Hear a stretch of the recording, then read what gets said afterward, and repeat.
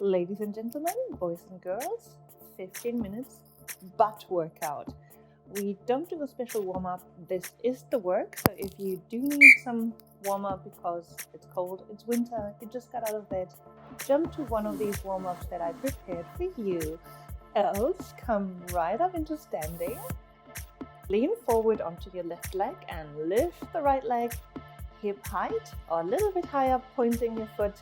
Now lean your upper belly, lean your chest forward, suck your belly in, open your chest and spread those wings as wide as you can. This is also an upper back workout if you want to, so you can squeeze your shoulder blades together while you're working your right butt actively and your left one isometrically, statically.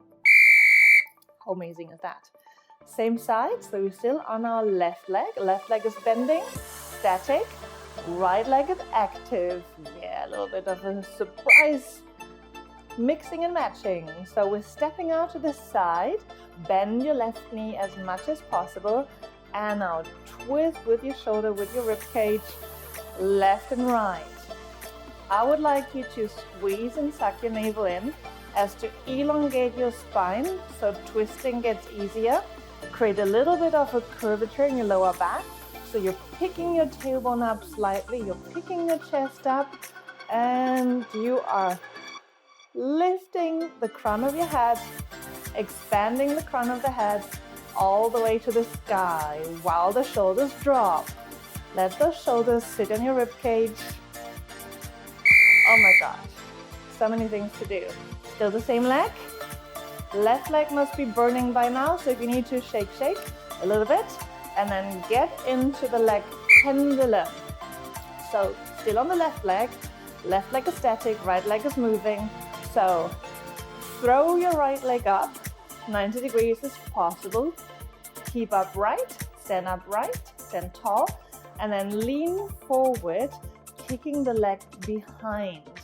If you want to make it beautiful and more engaged, point your foot every time you're throwing your leg forward and you're kicking your leg back. This will engage the whole leg. Rather, if you keep the foot dangling and all relaxed, part of your leg is not going to engage.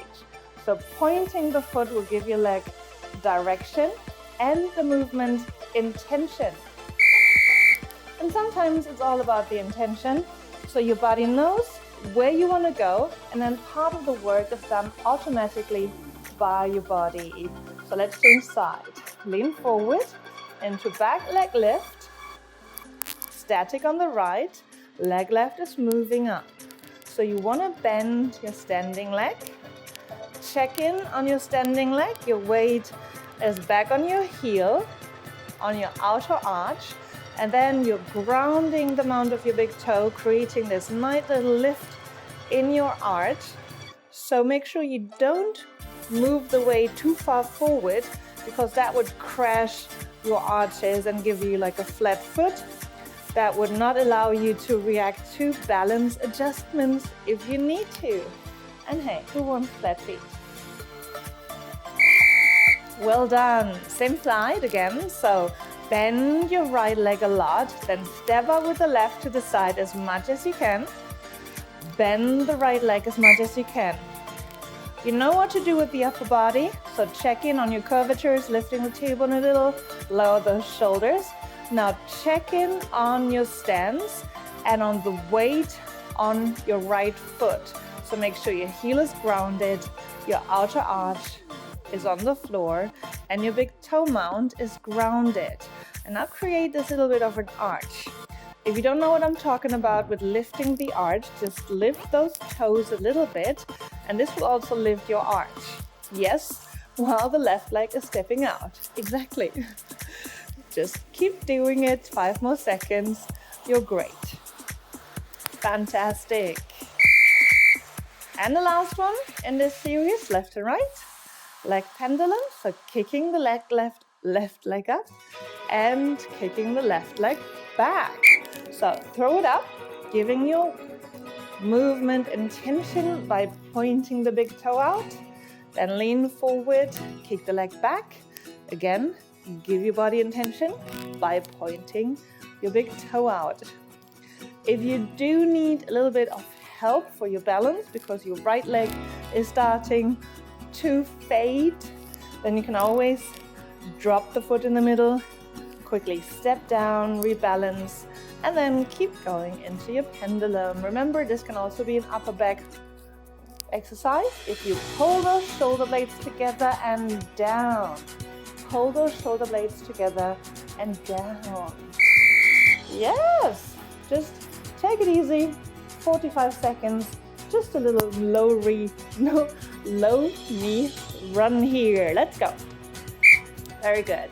Just move from one foot to the other, slowly grinding, moving through your arch. So you want to be very soft on your feet, touching with the toe mounts first and then rolling onto the heel very softly, very slowly. If you have space, you can move forward, sideways, backwards, at the other side, forward and backward again. So this is just for keeping the heart rate up a little bit. As you know, I always love doing a little bit of cardio, increasing the intensity, increasing the body temperature, so we do a little bit of fat burning too. Very good. And because, here we go, stand switches, a little bit of cardio. So we're starting in a squat position. If you don't want to jump, just squat up and down. No jumps, no twist, just squat up and down. If you can jump, then jump up from your squat into a twist, land in a twist, and then jump back into that squat. So you're jumping up into a twist and then dropping back into your squat and drop all the way. So we do always look for a big range of motion, big movement in your joints, so we're really engaging the whole muscle and ideally muscle chains and not just a specific part of your body that's holding something in position. So always aim for big, for large movements, engage the whole joint. Yes. Get it on the ground, lower down. If you need a cushion floor or mat so you don't slip, grab one. And then come into position, reverse plank. Fingers are pointing either towards your feet, if you can do that, or slightly out. I'm kind of flexible, so I have my fingers pointing towards my feet. And then lift those legs up. Keep those hips up, very good. Again, if you want to give your body direction and intention, point those feet. It's not just looking nice, it's helping you to lead the way, to guide your body into the movement.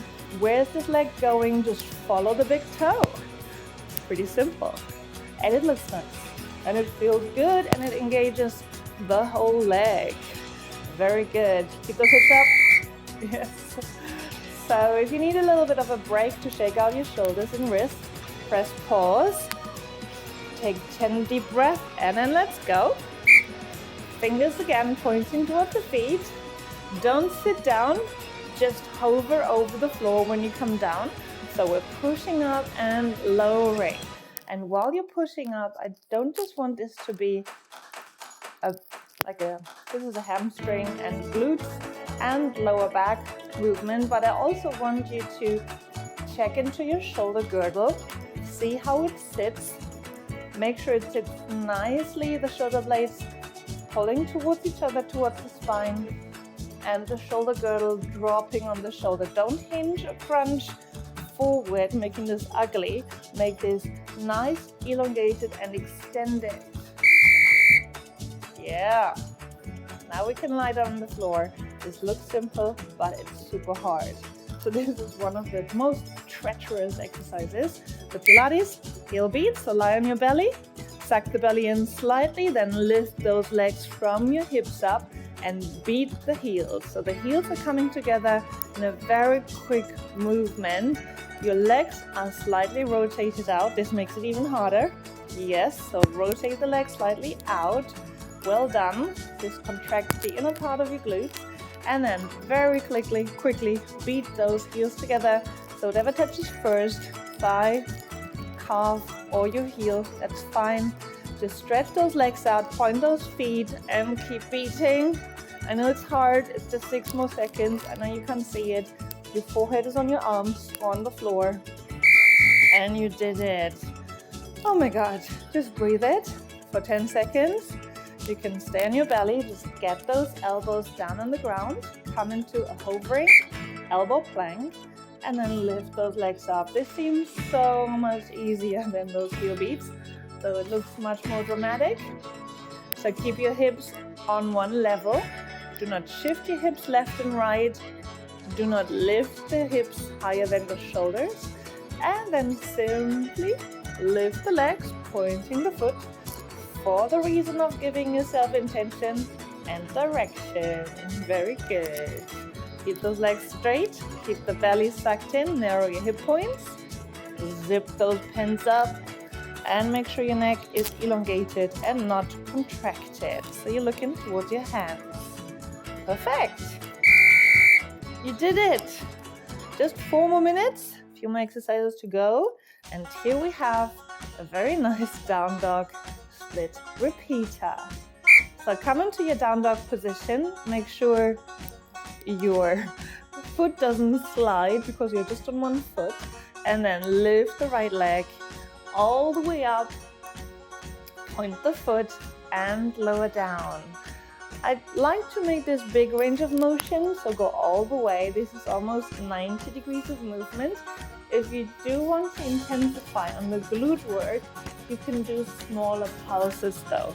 When you're doing pulses, simply make sure you're not pulling from your lower back, but from your hip, so from those glutes. So keep the glutes engaged at all times. Point, elongate the leg, stretch the leg out, point through the toe. And this will help you work from your hip. Perfect. Now come to the other side. Well, you just need to change your foot. And then do the same thing with the other leg. Left leg is lifting. And now if you did pulses on the other side, do the same here. If you did the full range of motion, again, do full range of motion. Like I said, I would prefer you doing full range of motion, but if for any reason you really need to tone your glutes for something, then you can do these small movement pulses, which are more intense because they generate more intensity. Both are fine. Very good. And we're almost there. 2 more exercises. And I'm warning you, we're not doing any stretches, so this is really 15 minutes of pure workout. But of course, you can do some of my stretching videos afterwards. So come into your crab position, reverse crab, and then kick one leg up, touch with the opposite hand, and lower down. So this is kind of difficult to get into. So the first few ones, you want to be really slow, making sure that you're not shifting your weight too much left and right. You might want to expand your stance a bit, dropping your feet a little bit wider apart or having your hands a little bit wider apart for more stability.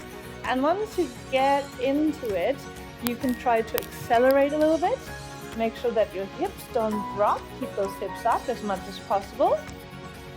They will drop eventually. And that's what we're doing this next exercise for. This is for training your nervous system for lifting those hips up. Here we go. Last exercise. So I don't want you to sit down. I just want you to train this lifting motion. And since we're up for full ranges, I do want you to go as low as you can without dropping all the way. Check into your shoulder girdle, because this is just too easy here to hunch forward. So again, pull those shoulder blades down your rib cage and towards your spine, lifting those hips up, and just enjoy these 14 more seconds. I hope you will very well and enjoy this 15 minutes of butt workout. Next, you will get a little bit of a challenge, so stay tuned and see you there.